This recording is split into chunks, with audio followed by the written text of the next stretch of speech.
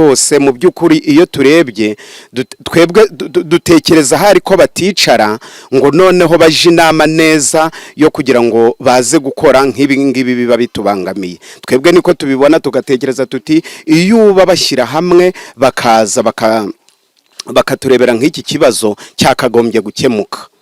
Iyo mikoranire yabo mu by'ukuri ibitameze neza kuko nkanjye umuturage mbona ko imeze neza bakagombye kujya inama kuko hari inzego zibanze n'ubundi ziba ziri gutanga amaraporo noneho bakajya inama neza bamaza kujya inama neza noneho ibyo bakwiriye gukemura bakabishyira ku rutonde noneho hasigaye bafatanije bakaza kubikemura neza. Ikigaragara cyo ubuyobozi ntago buganira ngo buhuze amakuru yawo bakagombye kubona. Buriganira ntago buganira ku kibazo cyugarije abaturage. Nicyo mbona ntago babijyaho umugambi ngo bifatire umwanzuro hamwe. Ni ukujya bajya inama nyine bagafata icyemezo bakagifatira hamwe bakumvikana mu byo bagiye gukora. Bigaragara ko baba batahuye. Ni gute irimbi ahantu bashira abantu bapfuye barishyira mu marembo y'umujyi. Uko mbona njyanama ngewe ntago yegera abaturage bayitoye ngo igire cyo ibafasha no guheruka tubatora.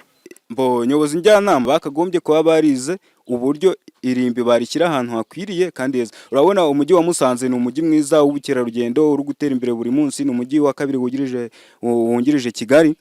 Bakagombye kuba baricaye bakaganira bakavuga ati uyu mujyi ni umujyi w'ubukerarugendo, aho kugira irimbi turishyire mu marembo y'umujyi, reka dushaka ahandi hantu heza hakwiriye dushyireho iryo rimbi. Ariko ibaze nk'umukerarugendo araje yinjiye mu mujyi wa Musanze akubitanye n'irimbi, niryo rimusanganira. Nyobozi njyanama navuga yuko itegera abaturage, kuko yaba yegera abaturage mu buryo bukwiye igihe cya nyacyo, iki kibazo cy'amazi ntago cyakagombye kuba kiduhangayikishije. Ikibazo cy'irimbi bashyize mu mujyi wa Musanze winjira mu mujyi mwiza w'ubukerarugendo ntago bakagombye kuba barashyize hariya.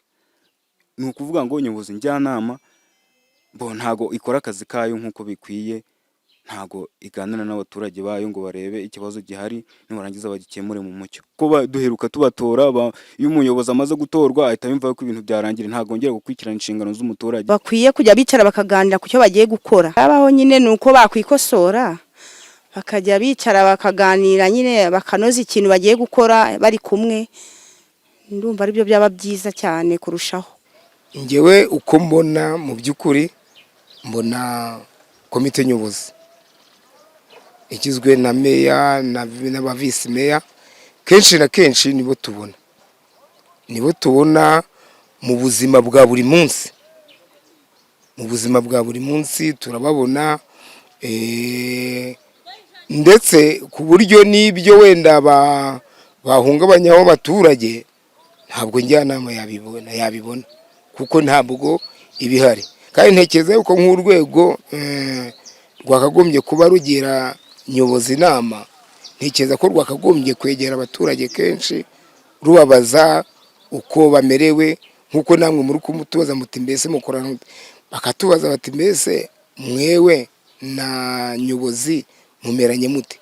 Nkunda nk'urugero wenda nk'izi tobo basize kuri aya mazu yacu, ntabwo twamenya ngo njyanama irabizi kuko ntabwo bigeze baza ngo bavuge bati wenda se izi towa zakagombye kuva he zikagarukira he.